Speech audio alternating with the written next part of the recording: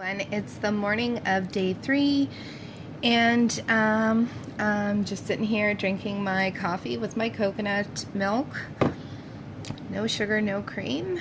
I'm definitely feeling the sugar withdrawals, which is typical. Usually, when I was doing keto, if I came back off or went back on, by day 3 you really start to feel that. Day 1, day 2, not too bad. Day 3, you're kind of like, okay, you really need to focus and push through.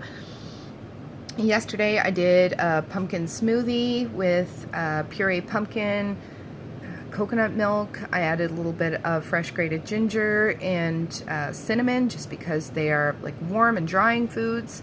So I had that in the morning. And then the rest of the day I pretty much just did vegetables cooked down in chicken broth.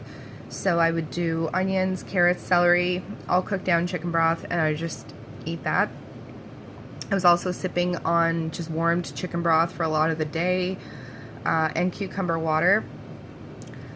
So last night I was feeling pretty hungry, and I didn't have any chicken or beef laying around, so I ate some pork tenderloin, just because I really needed some protein to keep me full, because the vegetables and the broth, like, as long as I kept eating it, I was okay.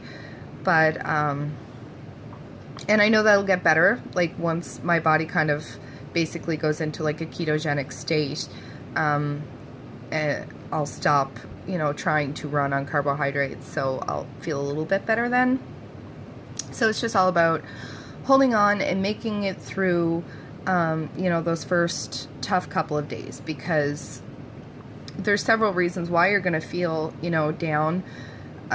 Your body's going through sugar withdrawals, but on top of that, if you have leaky gut and you have candida overgrowth, the candida yeast, when you begin to basically provide an environment that is not suitable for them by removing the sugars and the processed grains, basically as they die off, they produce these toxins, which kind of will make you feel tired and sluggish.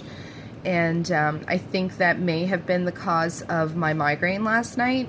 Also, my cycle is kind of approaching the end of my cycle, so I typically, with my migraine disorder, do get migraines around that time, but last night was particularly bad. Like, I was in tears. My head was just throbbing.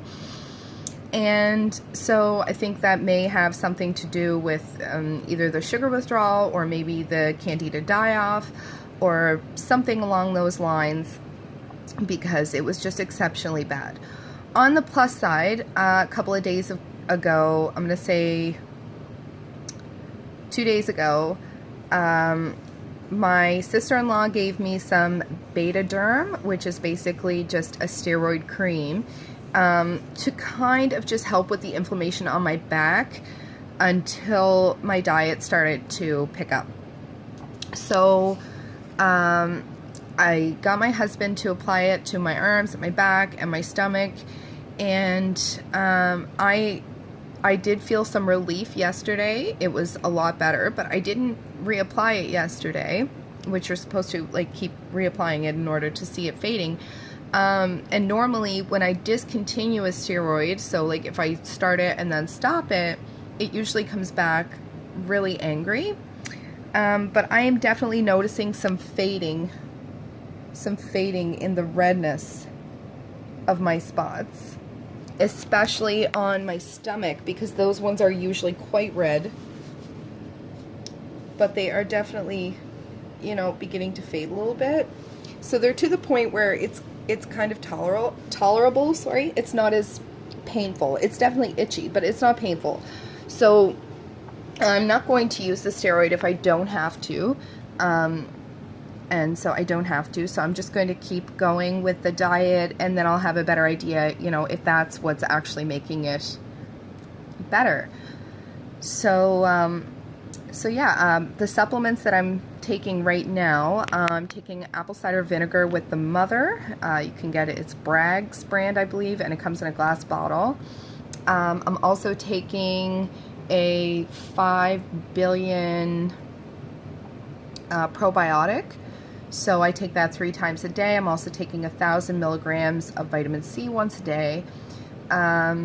Today I'm going to go and pick up some powdered collagen and also some bone broth in the powder form. So the thing about collagen is that a lot of people don't get enough collagen, and especially if you have gut issues, if you think about the lining of your gut, it's different than muscle fibers. So it's not just like, you know, proteins that you need, but you need that collagen because that is what your gut is using to repair, right?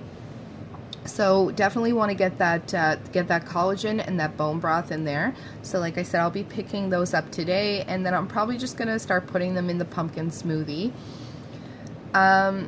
The pumpkin smoothie isn't delicious, but it's not terrible. So it's definitely, you know, it's doable, especially in like a smaller amount. It's definitely doable to get it into you.